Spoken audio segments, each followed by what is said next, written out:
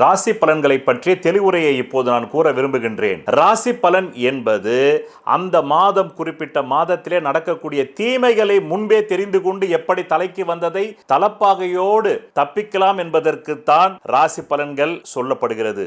நீங்கள் விரும்பிய வாழ்க்கையை வாழ முடியுமா வாழ முடியாதா என்பதை பற்றி உங்கள் அடிப்படை ஜாதகம் தான் உரைக்கும். இதுதான் ராசி பலன் பற்றிய தத்துவம். என்ன மீனராசி என்பவர்களே, ஏற்கனவே நீங்க தான் 7 நாள் சனியில் ஜென்ம சனியில் இருக்கீங்க, தலைமறை வாழ்க்கையில் இருக்கிறீங்க. இப்போ என்னத்தை பலன் சொல்றது? ஆனாலும் சொல்லி ஆகணும். பலன் இருக்குது இல்லை, அதுக்கு பேர் தானே ராசி பலன்.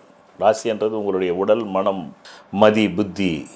அதுக்கு எப்படி இந்த மாதம்லாம் சுழலப்போகுதுன்னு சொல்கிறேன். எப்படி வாழ மாட்டேன் வார்த்தைகள் எழுது பாருங்க டக்குன்னு. இப்போது இந்த மாதம் ஆரம்பிக்கும் போது குடும்பத்துக்கு தேவையான பொருளாதாரம் இருக்குது, கையிருப்பு இருக்குது. அப்படி தான் ஆரம்பிக்குது. ஆரம்பித்த 15 மே 2026 18 மே 26 வரலும் குடும்பத்தை நடத்துகிறவளுக்கு பணம் வந்தது. அதுக்கப்புறமா இன்னும் கொஞ்சம் ஒரு படி அதிகமாகவே வருது.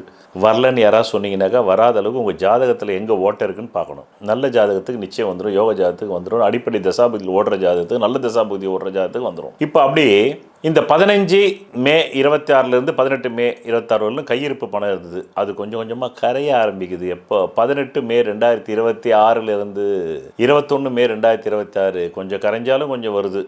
ஆனால் கரைஞ்சி வரதில் என்ன இருக்குது அப்படின்னு உங்கள் மன வருத்தம். அதுதான் 18 மே 2026 21 மே 2026 1ன்ற தொகை கரையுது, 2ன்ற தொகை வருது, 2ன்ற தொகை கரையுது, 9ன்ற தொகை வருது.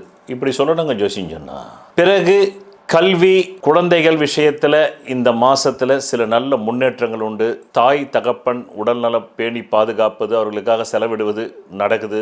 சில பேர் தூரதேச கோயில் குளங்களுக்கு போய்விட்டு வருகிறார்கள்.